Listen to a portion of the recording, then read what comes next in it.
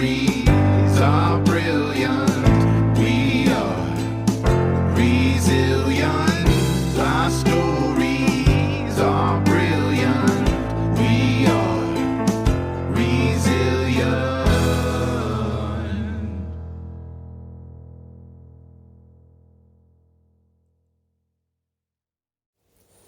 Hi, resilient listeners. I wanted to let you know about a new opportunity we have going through our podcast. I don't know if you've ever heard of Instacart. Their slogan is "You choose, we shop, and we deliver." Sometimes I find deliveries so much easier because of where my location is in the country, and that might be the same for you. We have a new promo opportunity through Instacart for you to get $20 off of your first Instacart order of a minimum $50 or over. It runs through 3/2/21 through 3/14/21. This promo code is only available in the U.S. for new customers only. The promo code is NEW20OFF. That's NEW20OFF. It's so useful for those weeks when you just can't find the time in your week to make it to the grocery store. Now, there is a short disclaimer. This only ends 3/14/21, and while supplies last. Terms do apply, and if you do get Instacart through using the promo code NEW20OFF, I do get a small compensation. Thank you. So today, I'm kind of excited, but also a little bit nervous, because I don't often talk about my personal experience having brain injury. But I thought that it was important for me to share because I'm really learning the power in being vulnerable. So today I was going to share with you guys my 3 tips for living well with brain injury. This is going to be a series. I feel like that's a positive way to spread change, and I would love for you guys to email me your tips for living well with brain injury or with chronic illness. And you can email me those at resilientpodcastmail@gmail.com. My first tip, you probably got a clue because of the photo on this podcast and our promo for this particular show, is practicing what you love. And for me, as you can tell in the picture, that's riding a bike.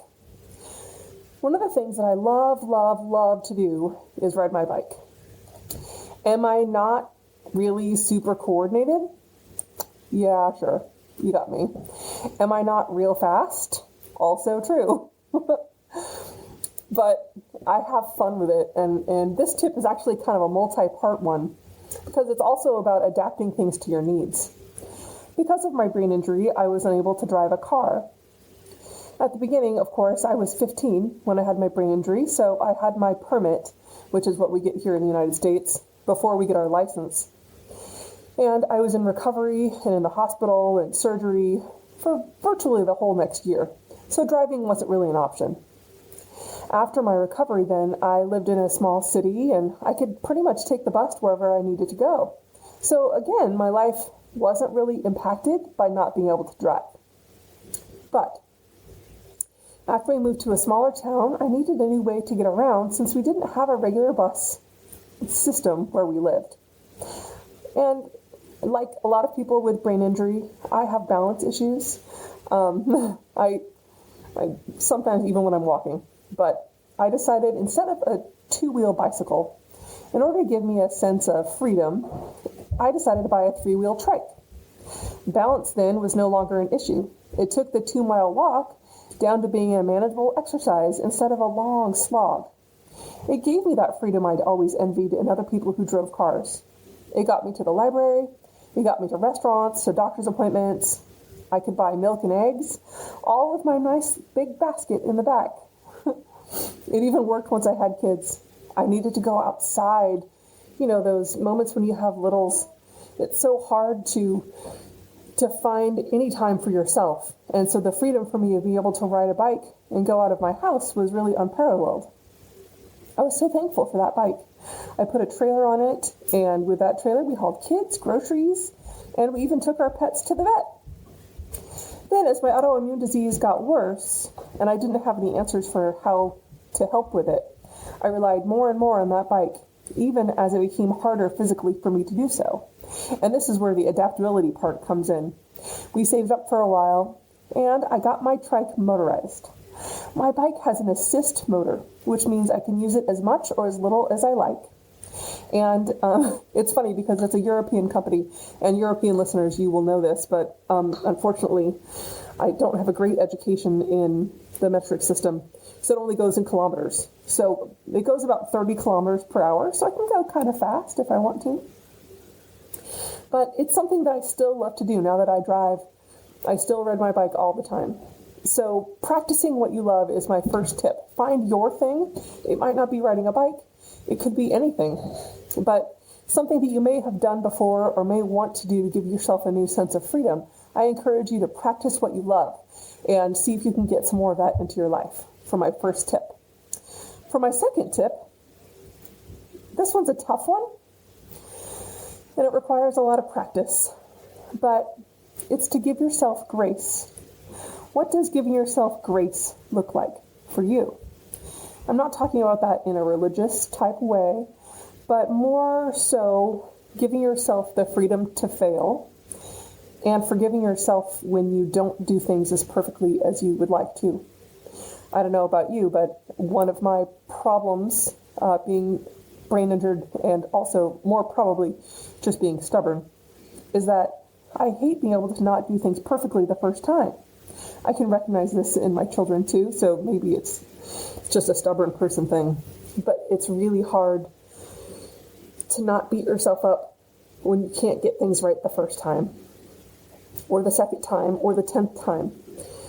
But I think the important thing is that we honor ourselves for trying and to keep going.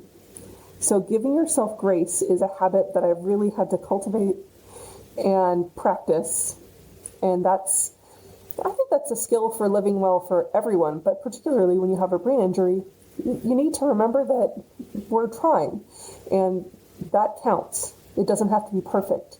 Showing up and starting is important. So figure out how that looks for you. For me, that's, buying the trike was the first part of it, right? But then it was hard for me to realize that it had gotten more and more difficult for me to do. But the feeling I got when I got it back from getting motorized and I realized that I could still do that, and not only that, but I honored the fact that it was something that I really loved to do, was just incredibly priceless. So I appreciate that I was able to do that, and I'm sure you can think of examples in your life of places where that worked for you. Think about different ways you can give yourself grace in every day. Now, my third tip is I guess these are all kind of related, but it's to try new things and do it scared. That's another tough thing for me to do is as I mentioned, not knowing how to do things perfectly or not knowing how other people do things. Sometimes my perception is off. I wonder if I'm doing things the correct way or the way that other people do it. One of those examples for me is I'm not very athletic at all. My whole family is. But I tried recently, I tried to, it's something so ridiculous, it's funny to even talk about. I was really afraid to catch a baseball because I was afraid that I would get hit in the face and it would hurt me, or that I would drop it and look dumb. And I was afraid of doing this with my kids. I don't, my depth perception isn't great, and I had an incident when I was a kid where I've been told, of course, I don't remember it, where I got hit in the head with a baseball. And so there's all these, there's lots of reasons to not do it. But am I a fantastic baseball player? No. But I was able to kind of push through that fear and throw a baseball with my kid. And that was really great. That was amazing. And you can use that, doing it scared, just kind of taking a deep breath and trying in lots of different things. remembering that the consequences are usually not that bad. In that case, could I have dropped the baseball or hurt myself? 100% yes. But, and I did drop the baseball. I did look ridiculous, but I got better at it. Not fantastic, but I kept going, and now I can, do it for a short time, and it's fine. I made it work for me. And I've done that in my life with anything from throwing a baseball to writing a book to singing in a musical. I don't think the fear part is ever going to go away from me. And I don't know if that is a brain injured thing, again, but I feel like doing it scared is the only way you get any better at it. So I would encourage all of you to think of one new thing you might try, and maybe think of 5 or 6 different small things you could try that you could do scared.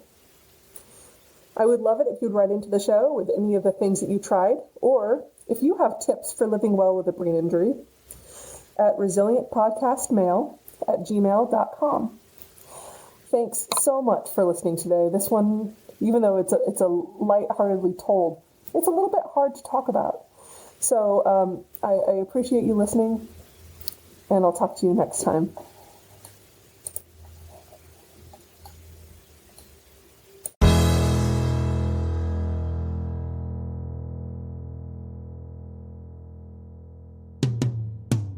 Sometimes we have to start over. Sometimes we have to fight back. Sometimes it's all too much. Lost inside the black.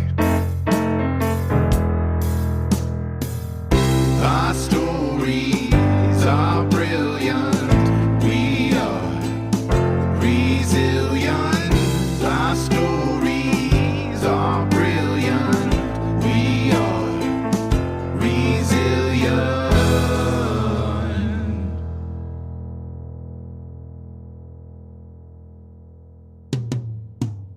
Sometimes we need to lift the voices